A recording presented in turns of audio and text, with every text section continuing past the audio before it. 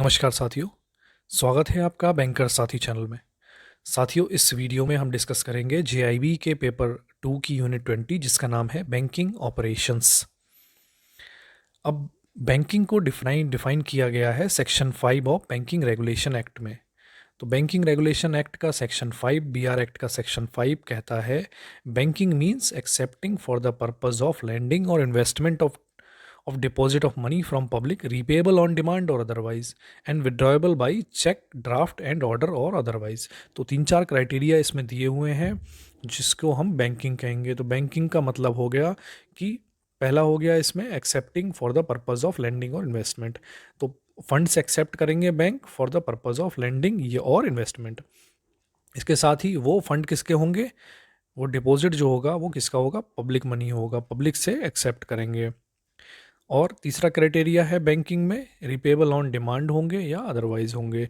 तो जैसे कि डिपॉजिट्स जो होते हैं टाइम डिपॉजिट होते हैं, डिमांड डिपॉजिट होते हैं, यानी कुछ ऑन डिमांड होते हैं, कुछ अदरवाइज यानी कि टाइम डिपॉजिट होते हैं जिनको विड्रॉ किया जा सकता है। कैसे?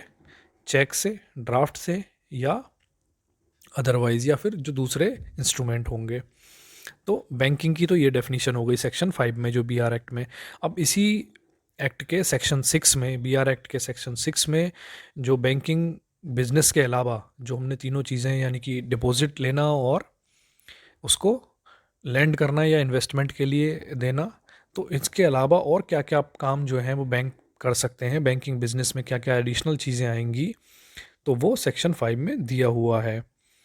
सेक्शन 8 में of the act prohibits a bank from buying, selling or dealing in goods except in connection with the realization of security held by it or in connection with the business of collection or negotiating bill of exchange। तो section 8 जो है B R act का वो prohibit करता है bank को कई चीज़ों से, जैसे कि बाइंग, सेलिंग और डीलिंग इन गुड्स। तो कोई भी खरीद बिक्री जो सामान की है उसमें बैंक जो है वो इन्वॉल्व नहीं होंगे, एक्सेप्ट जहाँ पर कोई सिक्योरिटी उन्होंने अगर मॉर्गेज की हुई है, रखी हुई है, उसको रियलाइजेशन की बात आएगी तो वो एक एक्सेप्शन है। उसके अलावा बैंक जो है जनरली किसी भी खरीद फरोख्त में इस गुड्स की खरीदने में और बेचने में इन्वॉल्व नहीं होंगे। अब जो फंक्शंस ऑफ बैंक हैं, बहुत सारे फंक्शंस हैं जो बैंक परफॉर्म करते हैं अपने जो बेसिक फंक्शन यानी कि डिपॉजिट लेना और लैंड करना। इसके अलावा भी कई सारे फंक्शंस हैं जो बैंक परफॉर्म कर सकते हैं या करते हैं मॉडर्न कमर्शियल बैंक्स। इनमें आते हैं accepting of deposit, demand deposit हो सकता है आपके withdrawable on demand, current account खोलना, saving account, term deposit, received for a fixed period. अब granting loans and advances, overdraft, cash credit, discounting of bill, loan and advances. तो ये सारी चीज़ें हैं जो कॉमनली बैंक्स जो हैं सभी कमर्शियल बैंक्स करते हैं। इसके अलावा dealing in securities on its own account और ऑन बिहाफ ऑफ इस कस्टमर्स। तो कस्टमर्स के बिहाफ पे या अपने जो है बैंक जो है सिक्योरिटीज़ में भी डील करते हैं। Opening letter of credit, LC issue करना या गारंटीज़, बैंक गारंटी देना, तो ये भी बैंक करते हैं। फॉरेन एक्सचेंज में बैंक्स डील करते हैं। स्पेसिफाइड जो ब्रांचेस होती हैं, ऑथराइज एडी ब्रांचेस या ऑथराइज डीलर्स जो होते हैं वो डील करते हैं। रेमिटेंसेस बैंक के द्वारा की जाती हैं, जैसे कि आरटीजीएस, नेफ्ट वगैरह, डीडी इशू करना। लॉकर फैसिलिटी बैंक देते हैं, ट्रैवलर चेक इशू करते हैं, लेटर ऑफ क्रेडिट इशू करते हैं। तो ये सारे फंक्शंस जो हैं वो बैंक परफॉर्म करते हैं। Collection of statics, underwriting security, gift cheque, acting as referee, foreign exchange business, derivatives, prepaid instrument. तो ये सभी जो है फंक्शंस जो हैं वो बैंक के द्वारा किए जाते हैं। अब बैंकिंग जो एक्टिविटीज़ हैं उनके अलावा कुछ और एक्टिविटीज़ हैं जिनको हम पैरा बैंकिंग एक्टिविटीज़ कहते हैं। तो ये पैरा बैंकिंग एक्टिविटीज़ जो हैं वो भी बिजनेस बैंकिंग से रिलेटेड लिंक्ड हो गई हैं और साथ के साथ चलती हैं, जैसे कि म्यूचुअल फंड बिजनेस भी बैंक कुछ एक बैंक्स करते हैं। मनी मार्केट म्यूचुअल फंड जो है वो है। Cheque writing facility for investors of mutual fund, money market mutual fund. Primary dealership business, underwriting activities, equipment leasing, sponsor of to infrastructure डेप्ट fund, insurance business, pension fund management, referral services, portfolio management services. तो ये भी bank जो है provide करते हैं। अब सारे बैंक ये प्रोवाइड करें, सारी ब्रांचेज ये करें ऐसा ज़रूरी नहीं है, बट कुछ एक ब्रांचेज, स्पेसिफाइड ब्रांचेज, कुछ एक बैंक्स जो हैं वो इन सारे फंक्शंस को भी साथ में करते हैं। Outsourcing of services by bank, तो कुछ सर्विसेज हैं जो बैंक के द्वारा आउटसोर्स कर दी जाती हैं। आउटसोर्स का मतलब हो गया कि कोई ऐसा काम है जो बैंक को आइडियली खुद करना चाहिए, खुद से करना चाहिए, बट वो किसी थर्ड पार्टी को वो दे देते हैं कि आप हमारी जगह इस काम को कीजिए। The outsourcing may be defined as banks use of a third party to perform activities on a continuing basis that would normally be undertaken by the bank itself now or in the future. Continuing basis would include agreements for a limited period.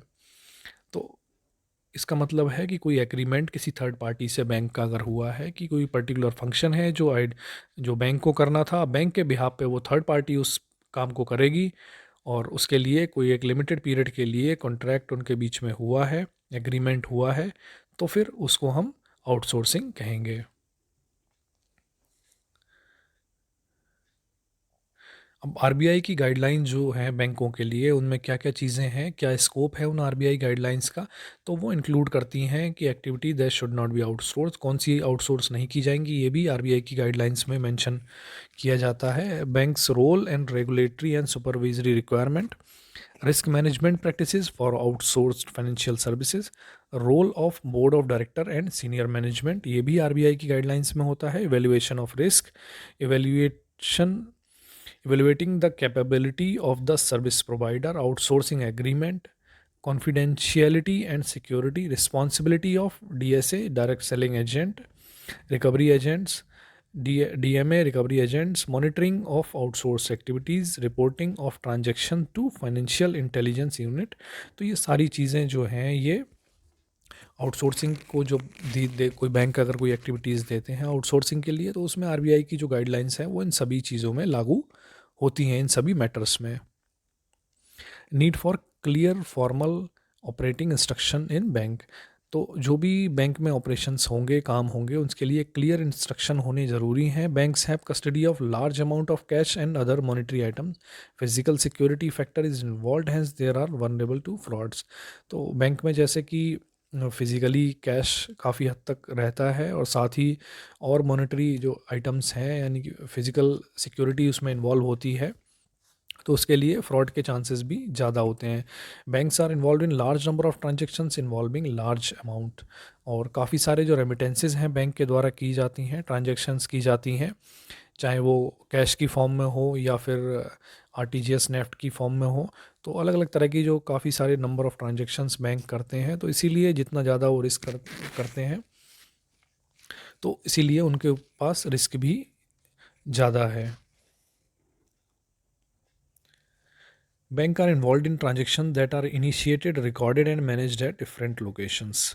तो कई बार ऐसा भी होता है कि bank ऐसे transactions जो करते हैं जो इंटर ब्रांच ट्रांजेक्शंस होते हैं या इंटर बैंक ट्रांजेक्शंस होते हैं, जैसे कि आरटीजीएस वगैरह करना है, तो कोई इनिशिएट यहाँ हो रहा है और वो क्रेडिट कहीं किसी दूसरी ब्रांच में हो रहा है, या फिर जो क्लियरिंग सेंटर्स होते हैं जहाँ पर एक जगह ट्रांजेक्शन हो रहे हैं और वो उनकी जो फिज़िकल जो लोकेशन है वो दूसरी जगह रिकॉर्ड दूसरी जगह हो रहे हैं, तो ऐसे केस में और ज़्यादा रिस्क बढ़ जाता है। Bank operate through geographically dispersed wide network and branches and department, अलग अलग ब्रांचेस और डिपार्टमेंट्स के द्वारा बैंक जो है वो काम करते हैं।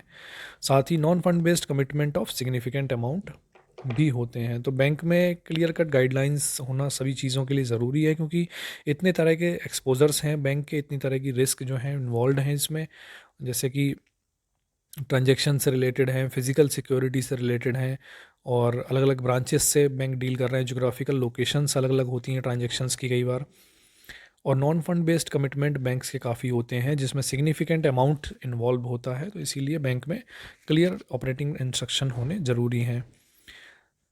अब बैंकिंग ऑपरेशन मैनुअल क्या होता है? बैंकिंग ऑपरेशन मैनुअल जो है वो प्रिपेयर किया जाता है with a view to provide a ready guide to the officer and staff of the bank in day to day banking operation. तो day to day banking operation किस तरह से परफॉर्म किए जाएंगे, डे टू डे एक्टिविटीज़ जो है bank की, उसके लिए एक मैनुअल बनाया जाता है जिसे बैंकिंग ऑपरेशन मैनुअल कहते हैं, और साथ ही the manual is prepared based on extant banking law.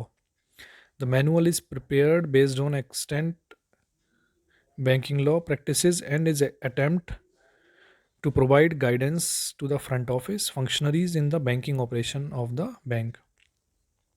अब ये जो मैनुअल जो बनाया जाएगा वो जो भी बैंक की एक्सटेंट बैंकिंग लॉ हैं या प्रैक्टिसेस हैं जो इस समय चल रही होती हैं उस टाइम पर, उसके हिसाब से बनाई जाती हैं in with an attempt to provide guidance to the front office functionaries.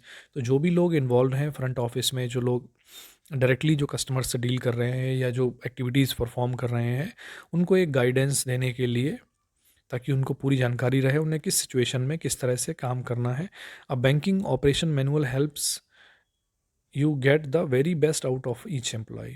तो बैंकिंग मैनुअल की वजह से ये हेल्प मिलती है कि जो भी एम्प्लॉयज़ काम कर रहे हैं उनके अंदर, उनसे जो उनके फुल पोटेंशियल का काम उनसे लिया जा सके, जो भी उनका बेस्ट पॉसिबल, जो उनकी जो उनका जितने भी कैपेबिलिटीज़ हैं उनकी, वो उनको यूज़ किया जा सके, उनकी स्किल्स को यूज़ किया जा सके।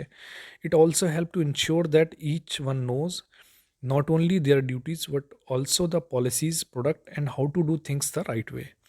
और बैंकिंग मैनुअल से ये भी हेल्प मिलती है कि सारे लोग जो हैं, क्योंकि मैनुअल्स में सभी की ड्यूटीज़ लिखी होती हैं, सभी पॉलिसीज़ लिखी होती हैं, तो ऐसा नहीं है कि वो केवल अपनी ड्यूटीज़ पता है उन्हें, वो उन्हें ये भी पता है कि उनकी ड्यूटीज़ क्या हैं और बैंक की पॉलिसीज़ क्या हैं, प्रोडक्ट क्या है, और how to do things right way, अपनी चीज़ों को किस तरह से सही ढंग से करना है।